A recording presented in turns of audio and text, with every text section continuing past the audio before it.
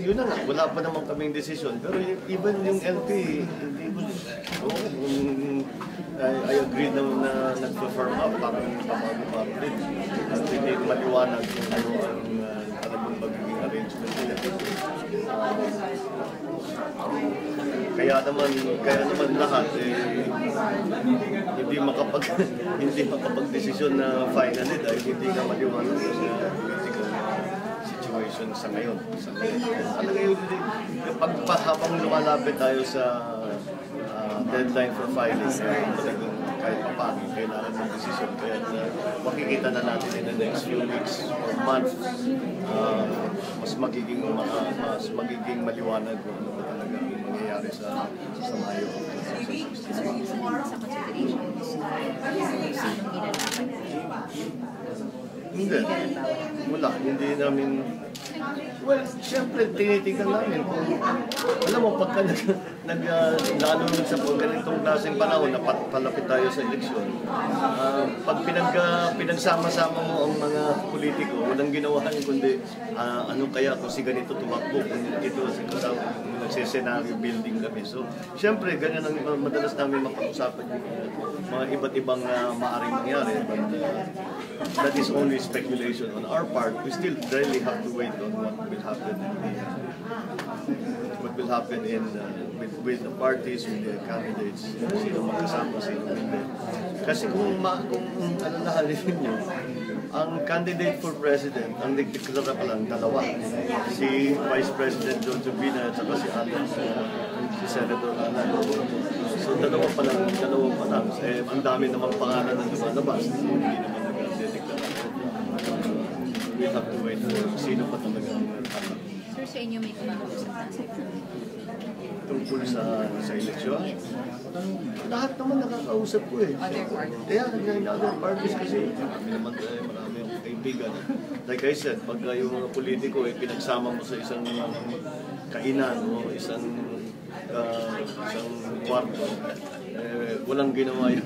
Wala kaming ginawa. Kundi mag-isip kung paano ba ang mangyayari, paano kung si Mar ang kandidato ng LP kung hindi siya, kung saan pupunta si Mayor de kung anong gagawin ni Grace, Senator Grace, lahat yan. Siyempre, hindi pa masagot yung mga tanong na. Pero may certain offers in certain position with other parties o wala? Wala naman. May pinag-uusapan. Ano kaya kung ganito? Hindi, it's not, I wouldn't call it an offer, but it's parang, ano kaya? Ikaw ikaw tumakbo na ganito, ikaw tumakbo na ganito. It's just really a discussion, hindi naman an offer, but a discussion on what are the options available to myself and to whoever it is I'm talking to. The higher position, saan kayo mas president and vice president? That's difficult. Hindi pa natin nakikita kung ano ba talagang it's not a question really only of preference, but you look to see what the situation is so that you know what you can do, what you can achieve. So that again depends on what everybody else is doing. What will make the situation clearer for you, sir? When people declare that I'm running for the presidency, I'm running for vice president, I'm running together with so-and-so, I'm running under this party. Pagka may mga ganyan na pronouncement, talagang makikita mo na kung ano yung pattern. So until then, sir, you will wait and see. Kung baga magpapahuli ka, sir, na mag-decide? You know, even this is also a decision that's made not by an individual alone, but by jointly with the party. So kasama lahat yan. Dahil pinagmamalaki nga ng NP kung yung pinakamaraming presidente sa world. Kaya kailangan namin pag-usapan natin. So you cannot make this decision in a vacuum. Kailangan yung mga kaalyado mo konsultahin mo yung partido mo, maliwanag ang kita. So, paano kung hindi ikaw ang mapipili na yun? Paano kung hindi ikaw ang mapipili na yun? Ano pa naman ako nagdidigla? So, wala, malayo pa tayo doon.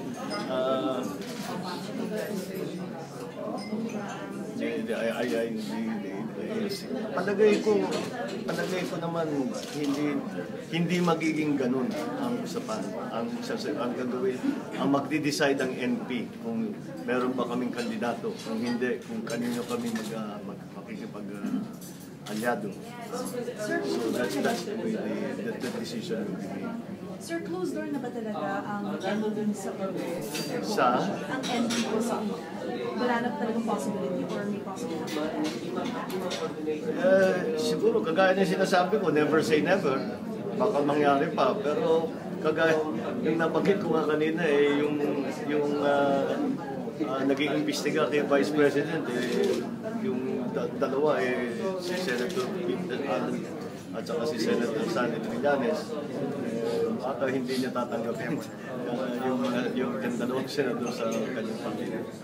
But sir, sa meeting niyo with Ringo Starr, can I have more details? Like, when did you meet him? Ano yun? That was in 1978. Yung sa London. Sa London. Oh. Kasi naging kaibigan ko yung ex-wife niya.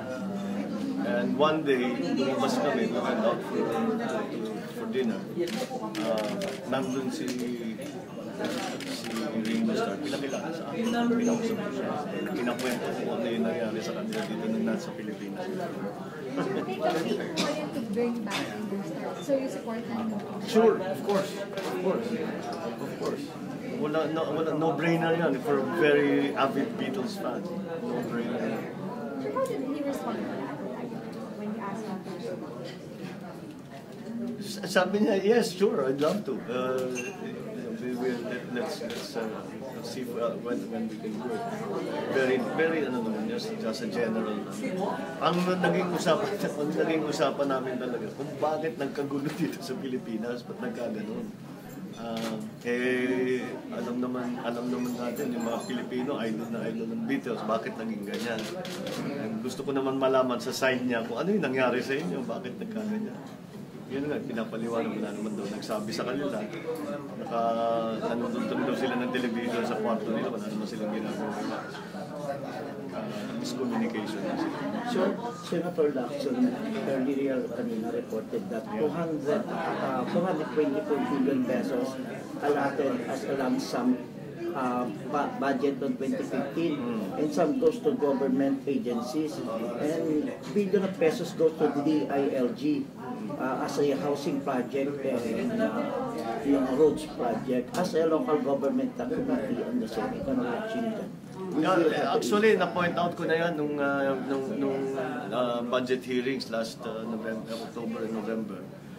Nagtataka nga kami kung bakit may mga hindi naman function ng DILG ang housing, hindi naman function ng DILG ang healthcare, hindi naman function ng DILG ang mga iba't ibang linalagyan nila ng budget. So, I suppose dahil palapit nga tayo sa eleksyon, para makapag-operate na mabuti si Secretary Ma. That's the only thing. Bakit yung functions nga ng ibang ahensya ay napunta sa DILG? Sir, will you initiate the vote regarding on that as a chairman of the Senate Committee? Well, the chairman on the Committee on Finance, Senator Cheese, has said that this is temporary. Gusto ko nga siya makausap para may paliwanag niya kung ano ba talagang ibig sabihin na temporary lang. Siguro, what I can surmise from that statement of Senator Cheese is that sa ngayon lump sum pa lang, pero talagang i-itemize yan at some point. So let's see, kung tama yung aking naiisip. Pero hindi ko pa siya nakakausap. But I will soon. If there's something wrong, will you initiate? Certainly. Pagka naman hindi. But I brought this up already in last year's budget deliberations. Pero although na-bring up natin, wala naman hindi tinanggap kung paano yung mga pagbabago na pinopropose ko. But now, Senator Lacson, will you initiate? Well, it depends. Let's find out more about the facts first bago natin bago mag-speculate kung anong gagawin. kung tama yung aking iniisip na i-itemize eventually, walang problema yun. Pero again, there still remains the question kung bakit napunta sa DILG ang functions ng kagaya ng housing, kagaya ng yung basta maraming mga ibang pati yung mga livelihood project, pati napunta sa DILG, which is not usual. Pa-clarify, ano yung sabihin sir nung sa, I suppose, palapit na sa elections para makapag-contact na police secretary? Binigyan siya ng malaking budget. That's all I can imagine. Bakit nga, ba't mo ililipat ang functions ng ibang ahensya sa DILG? DILG is there to monitor and not even regulate, but to monitor and to assist the local government units. So I don't know how that it usually translates into the function of the local government. Kung maayos ang kanilang patakbo, kung may problema sila, anong kailangan, anong tulong, etc. etc. Well, nakakapagtaka dahil hindi naman talaga dapat to. Yung mga function na yun. Well, kahit naman anong nangyari pagdating ng budget deliberations, lilitaw at lilitaw yan. At kung nandiyan pa yung lump sum na sinasabi, siyempre kung tatanong kami kung anong para saan, bakit napunta doon at paano gagamitin yung malaking portion. Wala dyan pa sa'yo possible Senator DILG Rojas sa budget hearing. Ano? Igigrill niya? Igigrill? Yun, kung gano'n, kagaya ng ginawa. Well, alam mo, sa budget hearing, hindi naman siyang kausap kundi yung chairman ng subcommittee that handling the DILG. So, but yeah, we will ask. Siyempre, tatanong namin lahat ng mga tanong na sa palagay namin ay kailangan tanongin at ay paliwanag. At siyempre, yun ang proseso ng budget deliberation. Sir, nasa kay Senator Grace, hindi pa siya finally nag-assess ng yes sa LP. Actively sinisik din ba siya ng NP or kinakausap? Ang NP kinakausap lahat. Ganun ang style ng aming presidente. Lahat kinakausap. Lahat. Walang special attention for Senator Grace? Well,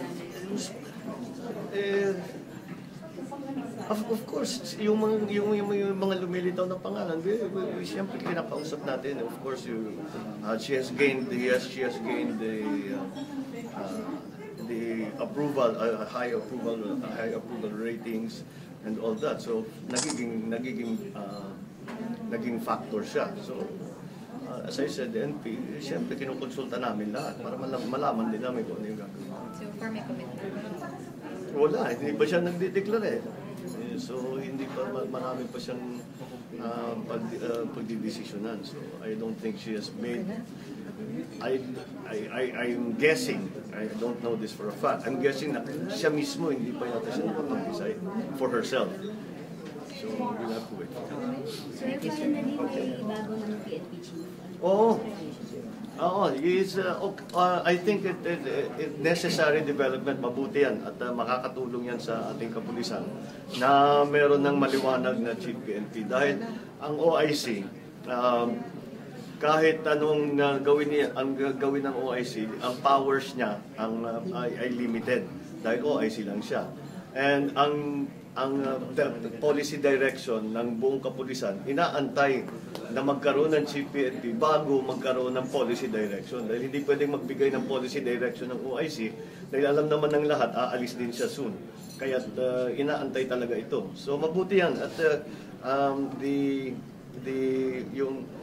si Chief PNP Marquez is known to us kasi nag-RD siya sa Region 1. So kaya niya yung trabaho na yan at inaasahan namin na he will do good work for the PNP. Okay? Thank you. Thank you.